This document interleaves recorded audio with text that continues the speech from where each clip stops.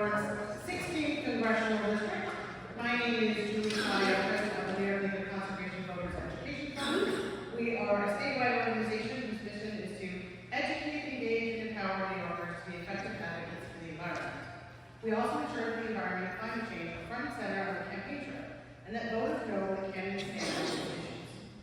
I want to thank Iona College for hosting us, and thank you to our candidates, Congressman Jamaal Bowman and Westchester County Executive Latimer, for agreeing to participate today. I also want to thank lead board member and Westchester County Chapter Chair, Chang, who will join me in co-monitoring today's forum. I want to give a big shout out to one of our board members, Martin Church, who was instrumental in helping us to organize today's forum, as well as our state and Westchester chapter board members who have joined us today. This election, we're encouraging people not only to vote, but to vote early and to vote with the environment as their top priority. I can assure you this will not be the only time you're here today, but early voting for the primary runs from June 15th to June 23rd, so we're less than a week out, and primary election day is on June 25th. I would like everyone to stop by the front table this evening to sign in to take a pledge to vote. We want to make sure that our voices are heard and make sure we're getting people out and voting in this primary election, but then they also vote. As we all know, the urgency of the climate crisis has never been greater. We're already seeing the devastating impacts on our communities, from more frequent and intense storms causing devastating flooding to rising sea levels and heat waves. If we don't take bold action now, it will only become more severe in years to come, and those impacts will not be equally distributed. Which leads me to my next point. I want to take a moment to talk about environmental justice in its simplest terms, because it is so important. For generations, people of color and people without financial means have been and continue to be exponentially more likely to live next to areas with industrial pollution.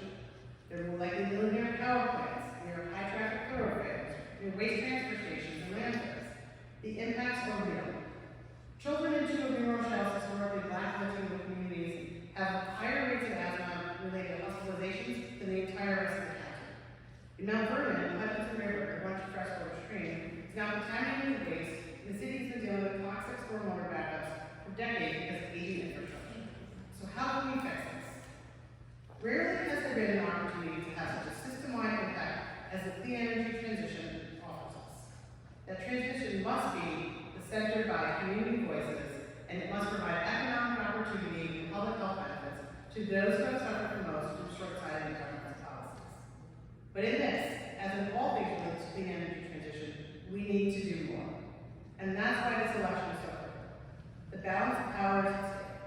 This November will decide whether we lead the world into a clean energy economy or let the fossil fuel industry hold us back. As we stand here today, opportunities abound. From becoming a leader in renewable energy development to ensuring the Empire State becomes an electric vehicle state, and because we can't drive our way to the climate crisis, improving mass transit options and promoting walkable and bikeable communities. I will say, we did walk here for the train station today. Tonight, we look forward to speaking with the candidates about these issues and more. So, what is tonight's forum? Each candidate is going to appear on the stage separately. It will be allowed for 2 minutes for an opening statement. We will ask them a series of questions that will allow 2 minutes to respond to. We'll also have a short lightning round to get beyond the policy, get a little bit more about the candidates, and then each candidate is going to have a closing statement. So we're asking the candidates to adhere to the timelines and the guidelines. We believe that this format, you will gain valuable insights into the candidates' positions, helping you make an informed decision when it comes to cast your vote. And finally, in that spirit, we ask the audience to refrain from displaying any signs or engaging in shouting or other disturbances to the program, so that we can make sure that everyone has the opportunity to hear what the candidates have to say. We are not live streaming this, but we are taping this, so we can put this on YouTube and people who didn't have a chance to be here in person have a chance to listen to what the candidates have to say. Before welcoming our first candidate to the stage, please give a warm welcome to my co-moderator, Chang.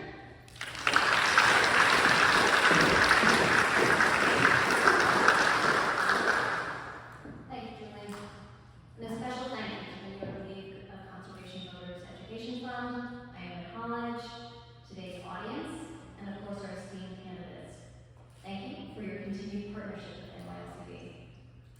Public discourse is the bedrock of strong democracy.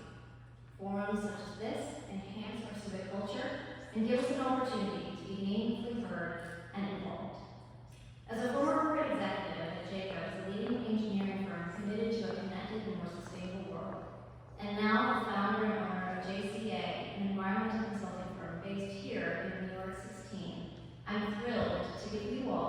this audience an opportunity to hear directly from Congressman Bowman and County Executive Latimer on their positions on some key environmental concerns.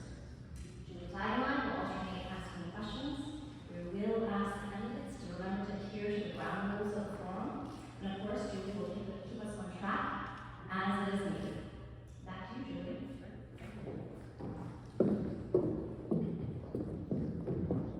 Okay. So, first we are welcoming George Latimer to the stage. From protecting Westchester's natural ecosystems to groundwater cleanups to coastal flood protections to advocating for a clean energy future, Westchester County Executive George Latimer is an accomplished environmental lawyer. We're grateful to him for joining us today, and we're looking forward to what he has to say. So please join me on the stage, Westchester County Executive George Latimer.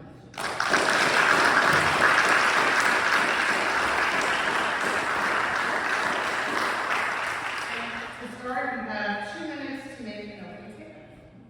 Thank you very much, both Julie and Julie. It's a pleasure to be with you again with New York Conservation Board. Over the last 20 years, 13 years as a state legislator and senator in the Senate, and now for the last 6.5 years as a county executive, I prioritize environmental issues over the course of the wide range of what those issues cover. In the 2 minutes that I have, I'll focus just on what I've done in the last 6.5 years as part of a team that includes what actions the Board of Legislators has taken and others in the executive branch.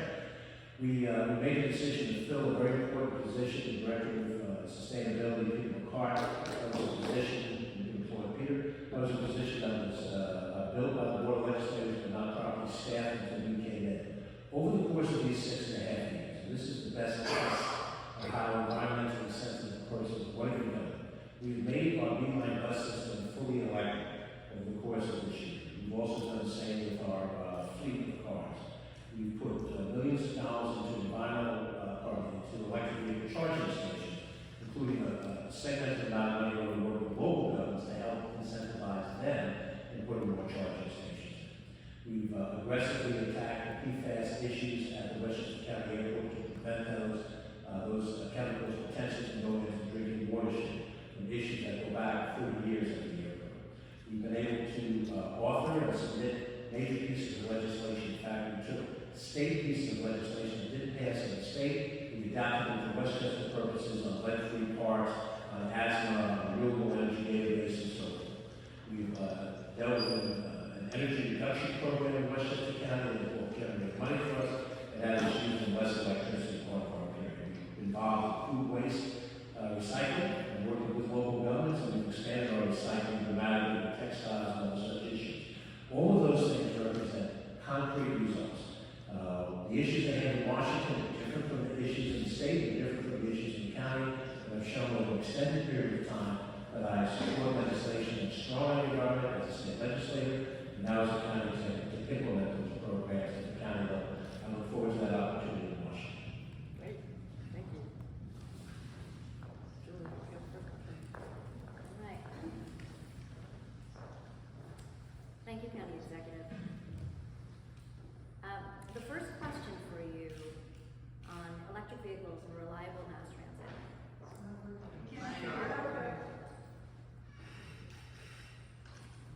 Thank you, County Executive. Okay. First question for you. The transportation sector is the single largest contributor of greenhouse gas emissions in New York.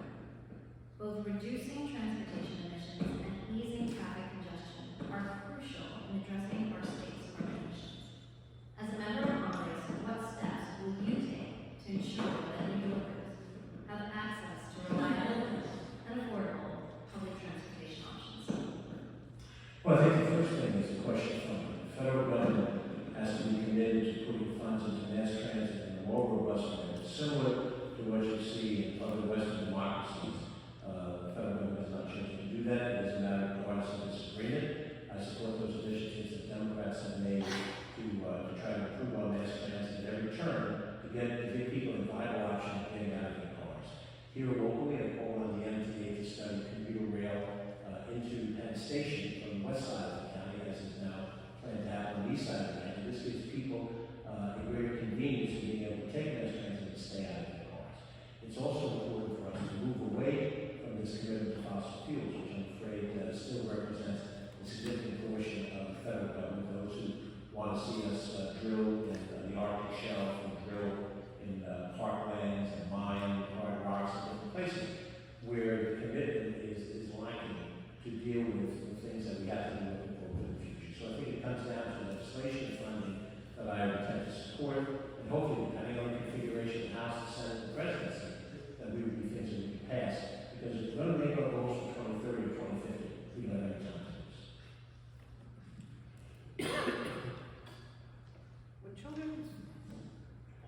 children ride this bus to school each day, some are breathing polluted air from dirty diesel school buses, which disproportionately affects communities of color who face higher on-road air pollution than white residents. By converting to electric school buses, fewer children will face increased asthma risks and other health problems linked to diesel air pollution, especially in environmental justice communities. There's federal and state money available for school districts to convert their fleets to electric school buses. Some districts are slow to uptake, while others, there we go. While others are skeptical of the resistance of this change. What can you do as a member of Congress to help encourage more school districts to get on the bus, so to speak, to electrify and ride for students? I think the first thing is there has to be an assessment of which of the districts that are striving to electrify the system and which ones are not. And the 44 school districts in Westchester County, during a host of things that I've done, COVID circumstances, particularly I've developed a strong relationship with the various school superintendents, and in some cases, those on the board of trustees. So on school election day, go out and vote for school elections, and vote for those school board trustees who support these kinds of initiatives. As a county executive, I have no direct authority over the schools, and as a congressman, I have no direct authority over the schools. It's providing funding availability and the willingness to work through any logistical problems that may exist that inhibit their ability to adapt to an electrified bus system. And as you've already seen, as I just said, Westchester County has made that move. We know that electric buses cost more than buying diesel bus replacements. So if as a federal official I can provide resources to help bridge that financial gap, the state's done some of that, not all of that. If we can get additional money to do that, that would make it easier. But I think what has to happen is a number of the districts that do go ahead and electrify the system would represent a role model for those that have not. And once we're at a point where we get to the tipping point where 25 or 30 districts have done so, then the remaining 4, 5, or 10 that's left, then we work individually to try to help incentivize that. But it comes down to money. It's more expensive to electrify the system, and we have to make sure that we have the federal money available to complement to do that. Once the money is available, you know, we've had difficulty. House Representatives right now has not passed legislative bills, and that's what has to happen in order for that money to be available, in order for those districts to move forward on electrification.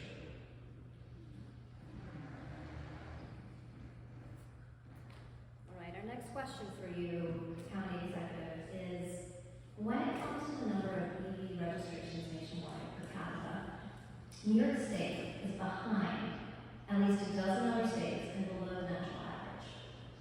What policies and programs are you considering to help further encourage electric vehicle uptake in New York, up to and including details for how you might support increased EV charging infrastructure, and how do we ensure lower-income people and environmental justice communities have access? Well, as I've said already, Westchester County has made that effort with our own county dollars. Westchester County is 84% of the 16th Congressional District. So the focus as a congressman would be what can be done that I have control over in Westchester County and have influence on Westchester County and in that section of Bronx. I would certainly interact with many other members of Congress that represent the city of New York, put a consortium together to try to influence the behaviors in the city of New York relative to these issues. But in Westchester County, I've proven already by the willingness to spend county money to help incentivize that infrastructure that you talk about. Electric vehicle charging stations in many places. If you go right down the road here in Tuckahoe, you'll see it's about 30 or so spots for electric vehicle charging stations, which in the community size of Tuckahoe is a significant percentage. There are other communities that don't have that same commitment. And it again comes down to what can the federal government do? We certainly have incentivization to provide money, and if the right configuration politically exists, the ability to set standards that people have to meet or suffer some kind of sanction. But at this stage, again, when you talk about a statewide need to do this, the generation that has to come from statewide officials who have the authority through the state of New York and the state budget to be able to provide things to Buffalo. I have to do this in the district that I would represent. I think I've done it very effectively in that portion of the district that's Westchester, and I would look at being part of a consortium of Congress members to do that in the section of Bronx that all of the 60. So transitioning from relying on fossil fuels to clean electricity is critical to tackling the climate crisis and represents a huge economic opportunity. The White House estimates that New York State has already attracted $8 billion in private investment for clean power from incentives provided by the Inflation Reduction. What are your clean energy priorities for Iona? Well, I think when you look at trying to generate greater renewable energy as a source of how we power ourselves, we're dealing not only with clean generated electricity, which is sort of a presumption that you can't make it to generation plants for electricity. But we're looking at greater use of solar, greater use of wind, and greater use of geothermal. And those three particular sources have to be made more affordable so that individuals and entities can access those sources to power their energy. And again, that accessibility with the wind construct in the Atlantic is policy-wise problematic. There are wind farms in upstate New York that have tapped into that particular issue. The water power that much that's already high in the state, but we need to find more, truck more of that in, wheel power in from other parts of the state to help generate that here. And I think the missing link that people will often focus on is geothermal. Now, to the extent that some of those decisions are going to be made in local zoning boards to be able to help incentivize the homeowner who tears the house down and builds a new house back up, that they're given incentives to use geothermal as a way to heat their house rather than the traditional fossil fuel methods. Those would be issues that could be dealt with as well. Again, from the federal government level as a congressman looking down, we were trying to incentivize perhaps a pilot program by going into the respective federal agency and arguing, give a certain amount of money, and we will in the West Bronx, we will in southern Westchester County, do a pilot program to expand the use of solar and geothermal. And if we can show the pilot program works, then it can be funded on a larger basis. But that frankly doesn't require getting a speech on TV. That doesn't get you on the Senate stage. It requires you to be in and out of the office when decisions are being made in the executive branch. And I do want to highlight that time. The red one is time. I can't read the words, but I got it. 1 minute, 30 seconds, and talk. There you go. It's not easy to take a complicated topic and give you 30 seconds, but I'll do my best. We appreciate that. We appreciate that. You can finish your thought and then finish your guidance. Environmental justice communities, of which there are many in New York City, often bear the brunt of toxic pollution. As we transition away from polluting forms of energy, how can we ensure that communities who are disproportionately affected by climate change, mainly low-income communities and colors, are not behind, but benefit from and thrive in the transition to now? Well, I think the first thing to do is to study the details of what happens in a particular census tract where there are low-income individuals. So low-income individuals that may be existing in any place in the county, but there are pockets in Southwest Yonkers and Mount Vernon, and New Rochelle, White Plains, Portchester, and this district that fit that model. And to be able to do detailed research on what are the pollution generators in those areas. We talked about transit, we've addressed the our bus system, and alluded to the school system. Unfortunately, in those major cities, most of those major cities do not have school buses. They rely on public transit for the students to get around.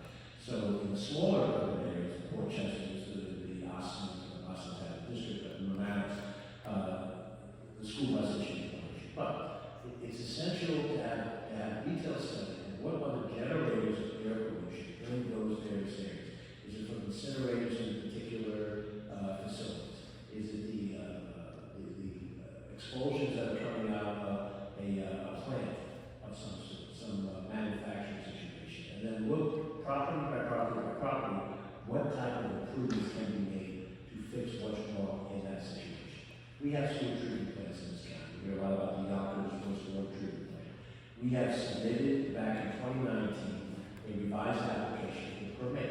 DEC has not acted on that permit in 5 years. So people out there will say, oh, county, have you shown leadership? Because we have put together an application that we think shows a much greater sensitivity to the environment. But the state DEC has to be able to respond. Sometimes that's the state DEC leadership that we hope will show more sensitivity to that in the days to come. But we're confident that we can identify the sources of pollution in communities of color. I grew up in those communities. I grew up in the south side of Mount Vernon, an economically deprived census tract, and I lived there for basically the first 25 years of my life. So this is not something that you think about theoretically. I lived it. And in living it, that is the best way to look at sites, particular generation of pollution occurs. Okay, this next question is incredibly important and one that expands beyond the environment.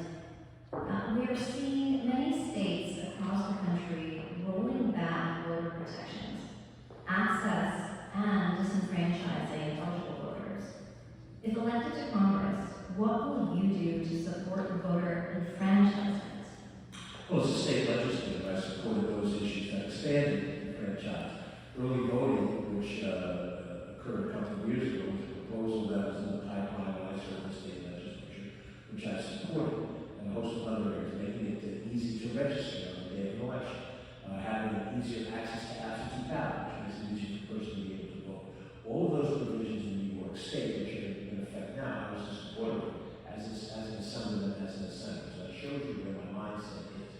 In Washington, the same thing applies, but it will take the federal government, perhaps through the Department of Justice, to be able to use the Civil Rights Act as a tool to push back on states that are rolling back those rights. And it will take, unfortunately, go through the court system for the federal government to exert influence over those states. There's quite a few of them who are watching it happen. We're watching it happen as part of a political effort to advantage one party and disadvantage the other party by making it hard for people to vote. But I think it's clear from my record that I support the expansion of the opportunity to vote. I support being as creative as we can be to give people that opportunity in the current society, and then use our federal legislative authority if necessary, but I'm afraid it's going to take prosecutorial authority to roll back the things that you're referring to.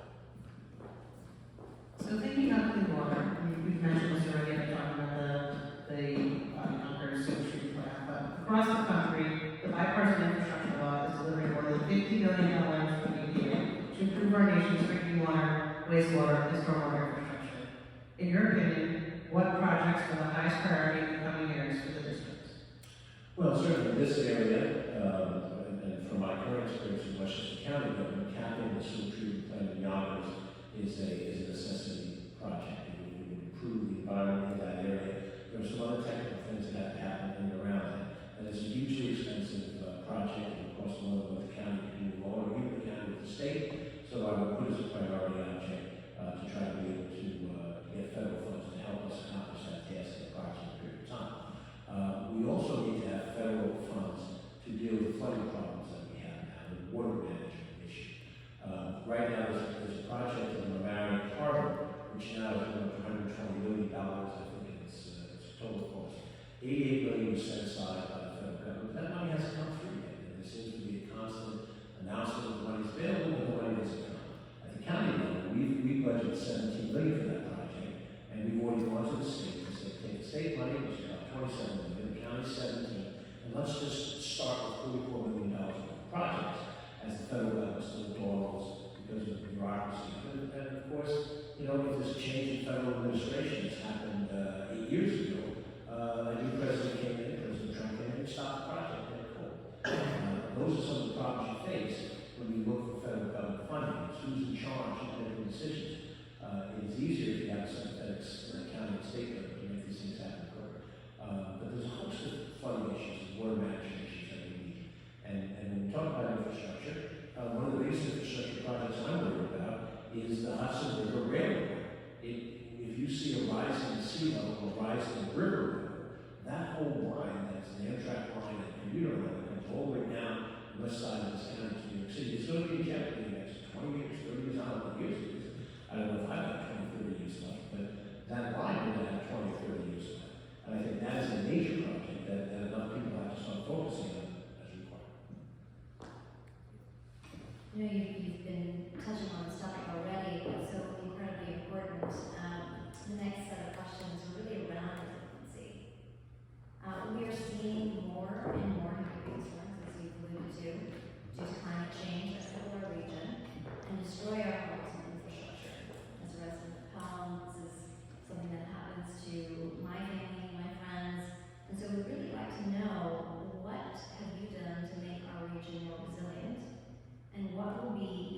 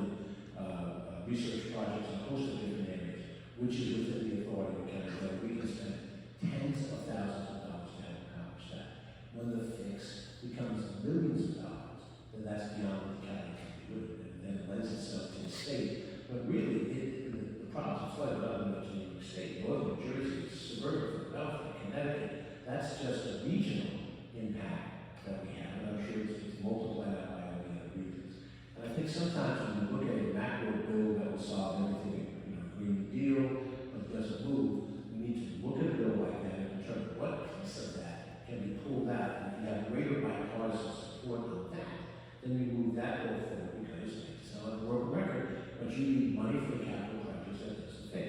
And if the particular issue is we need to dredge wider channel, we need to get rid of impediments that stop the water from flowing, we need to buy up land around the area where it floods and compensate those homeowners and then take those buildings out and let that be fallow to absorb water. Those are things that need to happen. New York State happens to be a home rule state in which each community can make its own decisions on land use, and community A makes a decision on land use that affects community B because of the way the water flows. I do think the coordination of these things comes through the EPA, and I think we have to make sure that they have the right regulatory authority through the president, and I've seen efforts made by conservatives in Congress to roll back the discretionary ability of the EPA to fine certain players in the game, I'm sorry. It's okay. Any more time to talk about finance? And so what I'm worried about, as much as the question asks, what can we do better? I'm worried that perhaps in the next Congress we're going to be fighting a rearguard action to prevent bad things from happening. Because there will be an effort, it might come out of the White House, it might come out of the construct of the House Rules, or both, that would move away from public spending to help solve public problems, sort of say, hey, you bought next to the river, you're on the road. So I do think in my background, I worked hard to try to come up with ways to spend money intelligently to address the problem. But the fix on flooding is going to take lots of effort, lots of money. The federal level want to really see something change in that. Okay, that was excellent. We're going to move to our lightning round. I thought that was the way to do it. How much do I have this time? We'll let you have extra time because the next question was also about flooding, so. Okay. How many seconds do I have to light it? There's no time limit. No time. But they're quick. Right. They're quick Are questions. these yes no's? They're quick and fun. Let's see. Okay. Find out in 1 second. All right, ready? Yes. Do you compost? Yes. What is your favorite park? What's my favorite? Park. Workout coach. Do you use a reusable water bottle? Not really, but I don't really drink water. That's We know for you. I'm old school, good, I got something out of this. All right. And what is your favorite way to get around the district? Favorite to go get around the district? Well, I have to admit that if I could walk all of it, I would. I'm trying to get 10,000 steps in a day. But realistically, I have a hybrid car, and I use the hybrid car because the distances are such that I can't bike sufficiently fast enough. That's great. Lightning round is done. All right, so we have time for 1 or 2 more questions. Sure. So as a member of Congress, would you support a national clean fuel standard, or known as a low carbon fuel standard, California, Washington, Oregon, and other states have been using to decrease the carbon intensity of transportation fuel pool while providing increasing range of lower carbon and renewable options, including EVs? Yes. You want to ask that question? Sure. All right. Since you were so fast on that question, I have one more for you. According to the USDA, agriculture accounted for 10.6% of greenhouse gas emissions in 2021. Congress sets broad agricultural policy in the Farm Bill every 5 years. The Farm Bill was supposed to be reauthorized in 2023, but has been delayed. The Farm Bill provides important funding for climate-smart agriculture, which will reduce emissions and improve soil conditions. What are your agricultural policy priorities? Well, I'm going to be blunt with you. I don't profess that I have a deep understanding of the agricultural impact on pollution. This county and districts that I have represented previously do not have large agricultural tracts. I presume, based on what you told me, that I would be supportive of the bill, but I don't read it and understand it, so I do it. And when I was in the state legislature and agriculture issues would come up, I would turn to colleagues that I knew represented agricultural districts who had the kind of knowledge that I don't have. Donald McCarty, who's a senator from Binghamton, is a classmate of mine. She heads the Assembly Agriculture Committee, and I would routinely say, Don, I don't know this issue, I'm not going to be yes you. So tell me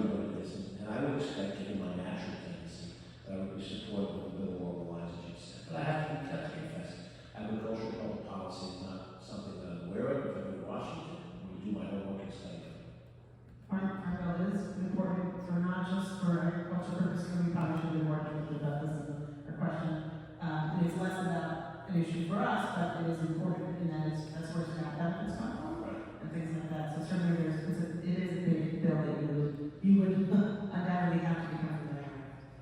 Thank you for answering all these questions. We're happy to give you an opportunity to provide 2 minutes for closing statement. Sure.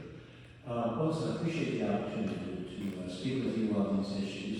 There's a lot of work ahead of us, and I freely admit when you move from one level of government to another, there's a learning curve. And rather than try to jolt over something I don't know the things I know, and I address those things. And the things I don't know. And I think that's an honest way to approach moving into a position like this where that to happen.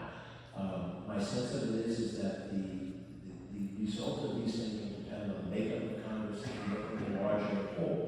But as I said at the beginning, my background in the state legislature and as county executive, I appreciate in the past when there were endorsements in the U.S. NYLCV in those areas that reflected an appreciation for my mindset. In 2022, I put my shoulder to the wheel as a county executive to help pass the environmental bond act issue in Westchester at one of the highest percentages in the state. Westchester is an environmentally sensitive county, and I think there's a bipartisan support in this county for those types of environmental initiatives. I don't know what we're going to find bipartisan in Texas, but I think that I take a Westchester and Bronx mindset to Washington, try to find common ground, convince colleagues that some of these initiatives are essential to try to accomplish. We can move the ball a little bit down the road and be better than where we are today. Great, thank you so much. Thank you. That ends our first round. We're going to take a quick photo and then we're going to change candidates. Thank you.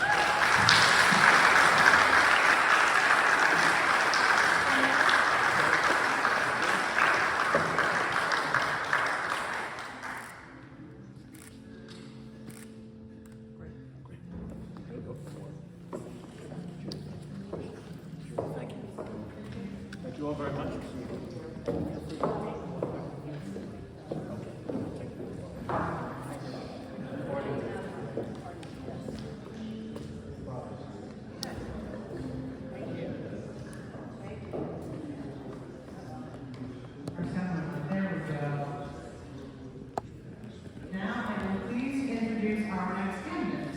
Representative Jamaal Bowman, who has been an outspoken advocate on the need to address poverty and racism, the need for affordable housing, and of the critical need to address the climate crisis.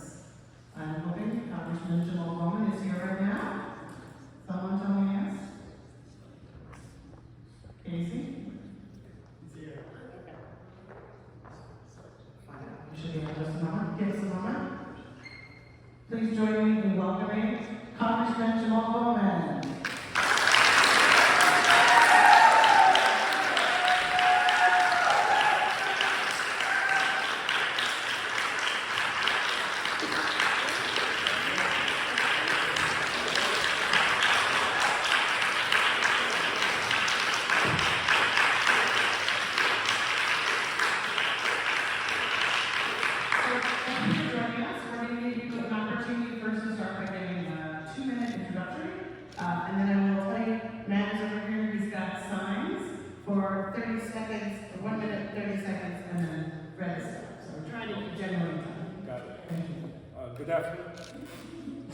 Good afternoon, everyone.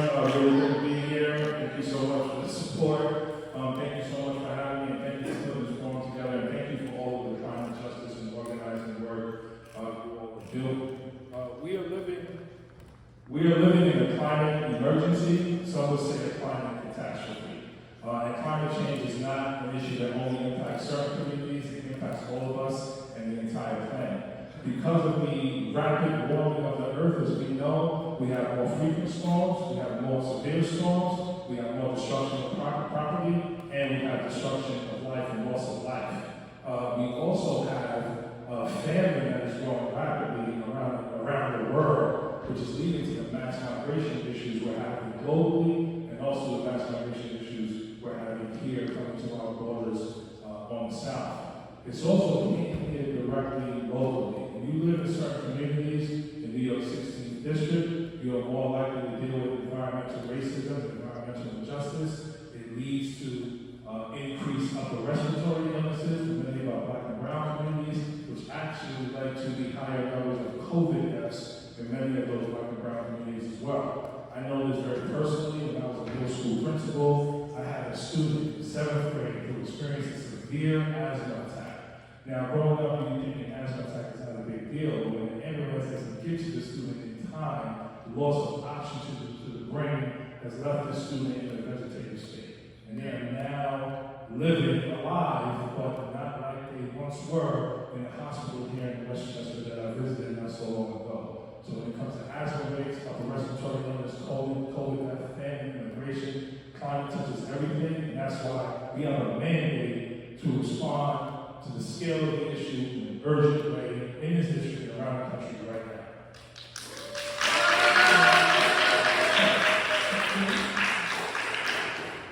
Thank you, Congressman.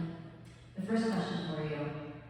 The transportation sector is the single largest contributor of greenhouse gas emissions in New York. Both reducing transportation emissions and easing traffic congestion are crucial in addressing our state's carbon emissions. As a member of Congress, what steps will you take to ensure that New Yorkers have access to reliable and affordable public transportation options? Well, we need a Green New Deal, first and foremost, which means we need to reimagine, redesign, and rebuild our economy in alignment with our climate goals. That deals with transportation first and foremost, as well as housing and other areas that we'll get into later. I'm an original co-sponsor of the Green New Deal, and I believe that every piece of legislation, that every bill that's introduced in Congress should have a climate component to it. That's one of the reasons why we fought so hard for Build Back Better as part of President Biden's agenda. The infrastructure bill is a strong bill, but it doesn't have enough climate provisions in it. We need to build back better, and we actually need a Bernie Sanders plan where he seeks to invest $16 trillion in our climate infrastructure. We need to rebuild our rail system. We need to make sure we're redesigning our cities in a way where people can move around without having to drive in their cars. But our cities as they currently exist, they were built for a different time. It's time for us now to reimagine, redesign, and reinvest in our cities in a way where people have access to bike lanes, walkable areas, and obviously EV vehicles, which we have invested in Westchester County, at least $500 million so far to support their electric buses. But obviously, that's not nearly enough of what we need to invest in terms of transportation. So when children ride the school bus each day, some are breathing polluted air from dirty diesel school buses, which disproportionately affects communities of color, like we were talking about in our statement, who face higher on-road air pollution than white residents. By converting to electric school buses, fewer children will face increased asthma risks and mental health problems like diesel air pollution, especially in the climate justice communities. There is federal state money available for school districts to convert their fleets to electric. Some school districts are slow to uptake, and some have been skeptical and resistant to the support change. What can you do as a member of the community, as a member of Congress, to help encourage more school districts to get on the bus, so to speak, to electrify their electric students? What I've learned since I've been in Congress is many school districts and many municipalities do not have infrastructure to go after some of the bigger dollars that are needed to help this transition. So one of the things we've done so far is we partnered with an organization called WEAC to help organize not just school districts, but organize municipalities to go after some of the big money and to be a part of shovel-ready projects, not just for transportation, but overall. So that relationship is building, and right now we're in the process of creating a survey to send out to the entire district so that we can give feedback on the overall needs of the district, not just school districts, so that we can know where to spend our time. But school districts need support. School districts haven't done this before. We try to push, but we fought after Build Back Better was dead, and we fought and worked with President Biden to reignite negotiations to pass the IRA. It's a historic bill, historic investments in climate change. You should make some noise for that, the IRA. Absolutely.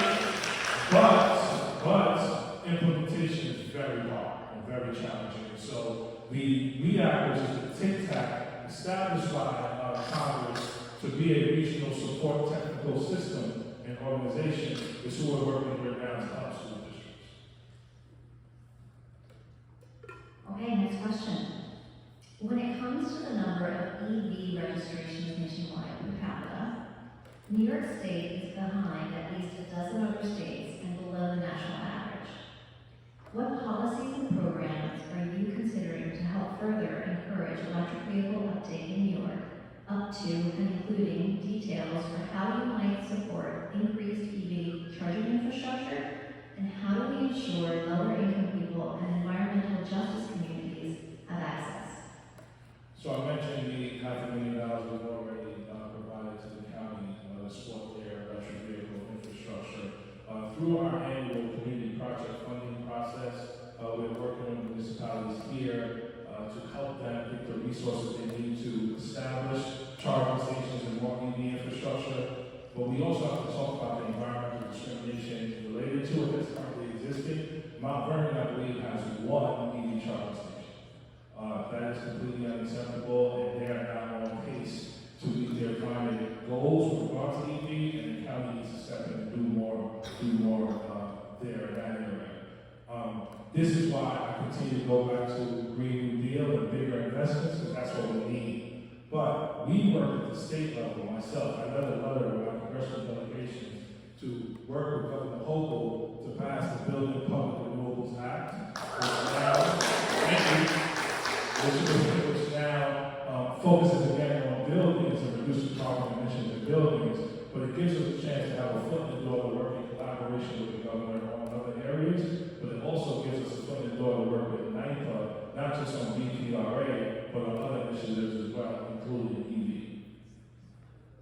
So speaking of energy, transitioning from relying on fossil fuels to clean electricity is critical to tackling the climate crisis and represents a huge economic opportunity.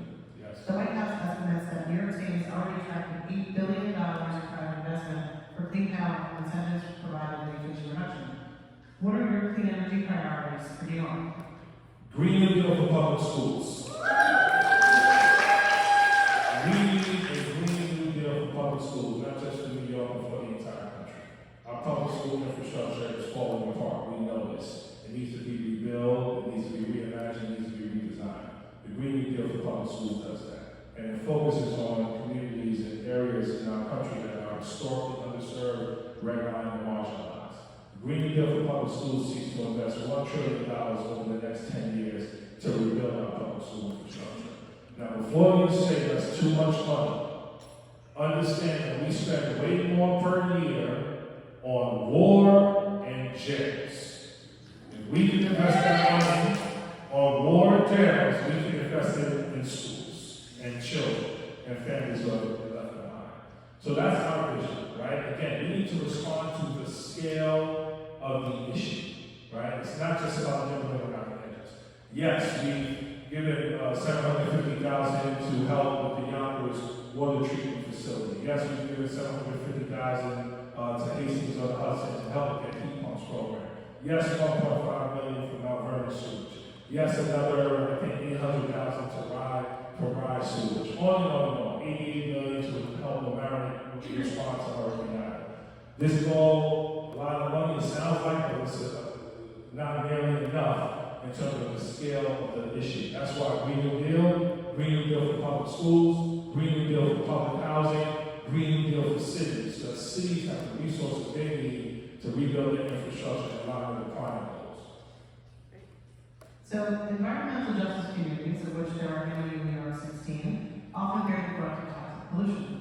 As we transition away from polluting forms of energy, how can we ensure that communities disproportionately affected by climate change, mainly low-income communities of color, are not left behind, but benefit from and thrive in the transition to clean energy? Work with Paul President, work with Ryan Salter, work with Dr. Bob, both Dr. Bobs, work with Marvin Church, work with people on the ground in our communities already organizing and holding us accountable to make sure we respond to the climate goals. What I've been really frustrated by is there hasn't been enough connection and outreach or relationship building with these grassroots organizations who are already doing the work. So as I work with WEAC, I'm going to make sure we're pulling in these organizations. As we work with Sustainable Westchester, NYPA, NYSERDA, we're going to pull in these organizations because they have to be at the table. They're the ones most impacted by the environmental racism and the environmental injustice. We may also have to change some policy as well, because on the Bronx side of the district, we have 18-wheelers parking on I-95 right next to the projects in the Bronx, and allowing the fumes to go into that air and suffocate the communities there. And so we need some legislation to provide other parking for 18-wheelers somewhere 95% away from people so they're not suffocating people. Also, can we stop burning garbage in Peekskill, please? I don't understand the lack of leadership at the county level that allows garbage to be burned in a mostly black community in Peekskill against suffocating people there. Going back to what I said at the beginning, upper respiratory illness makes you more vulnerable to catch COVID and dying from COVID. I lost my mom to COVID Valentine's Day 2021. So it's personal for me because of my mom. It's personal for me because of the girl Tighe that in my school had an asthma attack. It's never been the same since. So this is personal for me. I'm so sorry. God bless you. Oh, that's my, what's up, girl? I didn't know you was there. What's up? I ain't seen you since 2019. She's no joke, by the way. The next generation. Yes. All right, this next question is incredibly important and extends beyond the environment. We are seeing many states across the country rolling back voter protections, access, and disenfranchising eligible voters. If elected to Congress, I'm already here. It's written on the card. As a congressperson, what will you do to support voter enfranchisement? Well, we're doing it right now. We're building the infrastructure in this district to make sure those who do not consistently vote are part of the process so that they come out and vote, not just for me to hopefully help me win this election, but in every single election. So it starts with engagement, it starts with education, it starts with talking to people and listening to their concerns. It also starts with pushing back on our Supreme Court that's been governing voting rights, which has been empowering states to do the voter suppression that they've been doing. So in terms of increased IDs, in terms of increased places to get IDs, in terms of making sure we can have food and water that people online as they wait to vote, in terms of increasing polling stations, we need to do all of that. But that's not enough. There's also terribly low numbers in terms of young people voting and people of color voting. And that's where the education and engagement comes into play. We have ignored and neglected young people and people of color as part of our democracy. And our democracy doesn't work unless everyone's involved. So in addition to the legislation, passing the John Lewis Voting Rights Act, we need to continue to fight to do that because of what the Supreme Court has done. We need Supreme Court reform, by the way, full democracy reform, in terms of the filibuster, the electoral clause, and so many other things. We need to just make sure young people are engaged, and people of color are engaged, and people who normally vote are engaged, because we need a revolution in our democracy, and every voice needs to be a part of it. So switching gears to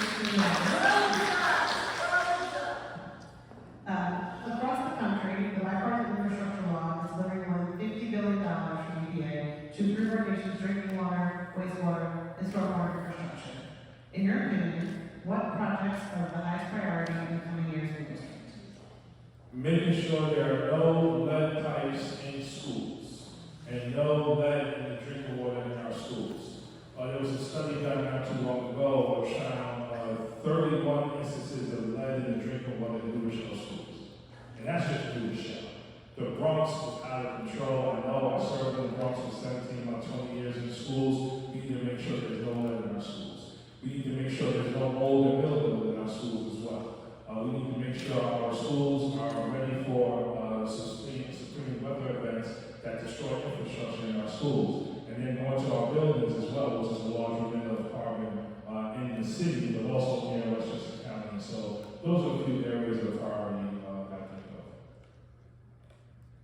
I'm biased towards schools as the electoral so. So I'm biased to these next set of questions. Around resiliency and flooding. I am a resident of Pelham. Many family and friends have been flooded over the years. So we like to ask a few questions on this topic. We are seeing more and more heavy rainstorms due to climate change that cripple our region and destroy our homes and infrastructure. Can you please talk about what you have done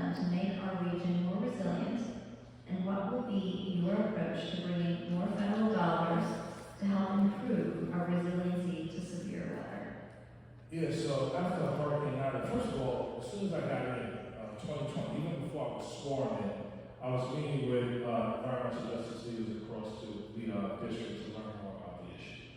I met with someone from America who told me about Hurricane Sandy, the impact Hurricane Sandy had, and how we need to do something about the flooding of America.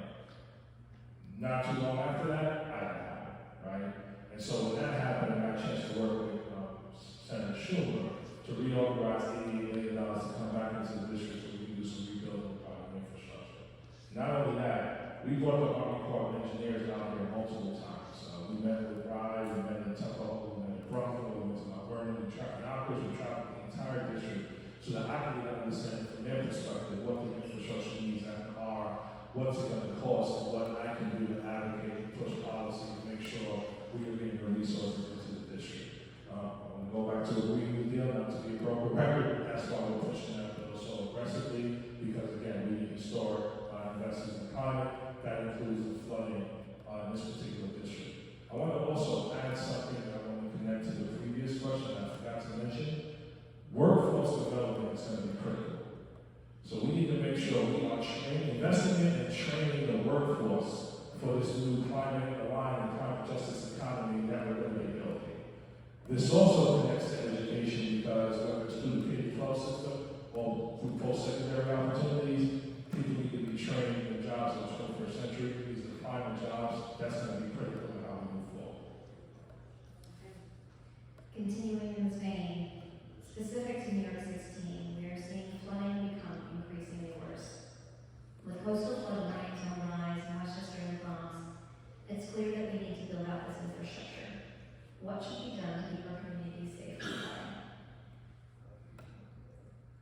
Build out the infrastructure. I mean, first of all, we need the right people in office in Congress who are going to fight to make sure we have the resources we need to build out the infrastructure.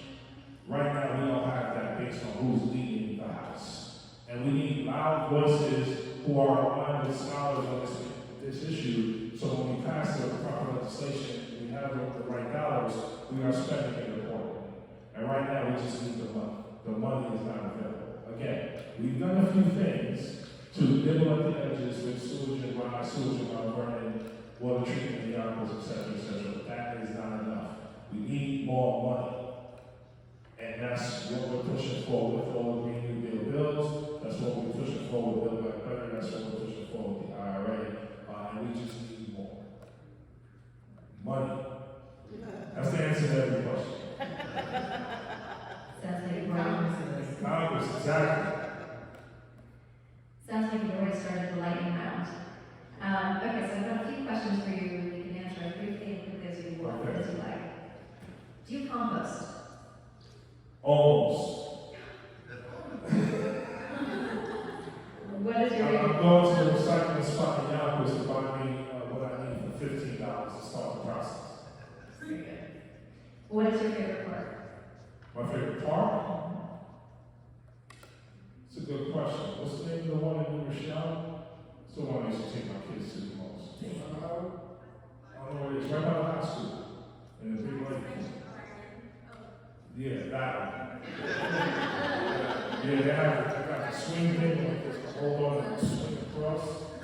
That one's the one, yes. Do you use a reusable water bottle? No. Like that one? Say it again? Yes, now I do. Thank you very much. Problem solved. But you know what it is? I don't drink enough water. That's the issue. I don't just got bottle, but I don't drink enough water. Yes, we got to change that. And what is your favorite way to get around the district? See, that's a trick question. So I have to drive. I guess I don't have to. But I drive. It's not my favorite way. I don't have a bike yet. And so we were thinking about a Bikers for Bowman event. So if you know some bikers, let's get together and make that happen. Bikers for Bowman. Okay. As a member of the Congress now, are you or would you support a national peak fuel standard, also known as a low carbon fuel standard? Paul Tighe is the sponsor of the bill in the House. Modeling what California, Washington, Oregon, and other states that are using to decrease the carbon intensity of the transportation fuel pool while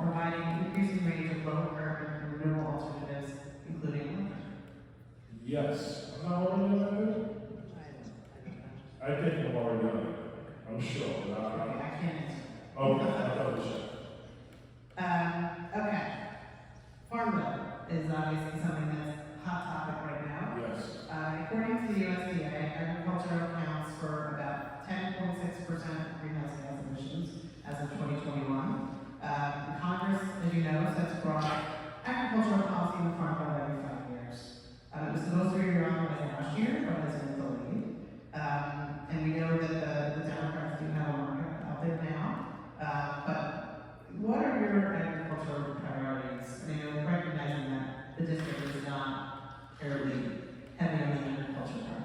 Yeah, well, we're trying to change that, right? So sustainable agriculture is a priority for me, and I'm in the process of learning more about that. Organic farming, hydroponic, it's called growth, as well as urban gardens, urban farming. I'm big on that. So when I was a middle school principal, we had an agriculture class where kids learn everything they need to know about agriculture, and then they grew organic fruits and vegetables and shared it with the community in the Bronx.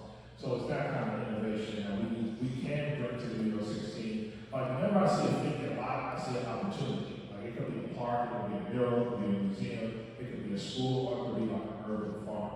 I think we can dramatically increase urban farming in New York 16. You talking to the mayor? Say it again? You talking to the mayor? Mayor Adams. Yeah, we can say that. Well, we have now asked all the same questions that we asked to County Executive Latimer. So in fairness, we will end it on those questions, so we give you opportunity to run closing statement. Yeah, no, once again, thank you for having me. Good to see you all. As you know, I think we're endorsed by your national organization, which is great. Thank you so much for that. We didn't get the chance to talk about some of our work on the Science, Space, and Tech Committee. So when I first got to Congress, I chose to be on the Science, Space, and Tech Committee, and I was chosen to be the chair of the Energy Subcommittee. And that was obviously a great honor that Nancy Pelosi gave me. And serving as chair of the Energy Subcommittee, I got to get a front row seat as something that just happened for the first time in history, which is fusion ignition. Now, fusion ignition gives us the opportunity to leverage nuclear energy now in a good way towards sustainable energy that is great for the environment. That is the kind of investments we need to make in terms of STEM investments in fusion energy to build out the sustainable infrastructure. So it's not, because it can't just be wind and solar and geothermal by itself. We need fusion as well. So I'm ranking member of energy now. I'll be chair of energy again if we're able to take back the House and I'm still in Congress. And so that work through the energy subcommittee, through investments in research and development, is going to be critical towards us reaching our common goals as well. Anything else you want to wrap up? No, it's good to see y'all. And looking forward to seeing you all in the community. And, it's again, continue to root our work in equity and environmental justice. That's critical. Because we don't have a question of what's everyone, we have a question of what's. Thank you so much. Thank you. Congressman Bowman. I want to thank you very much.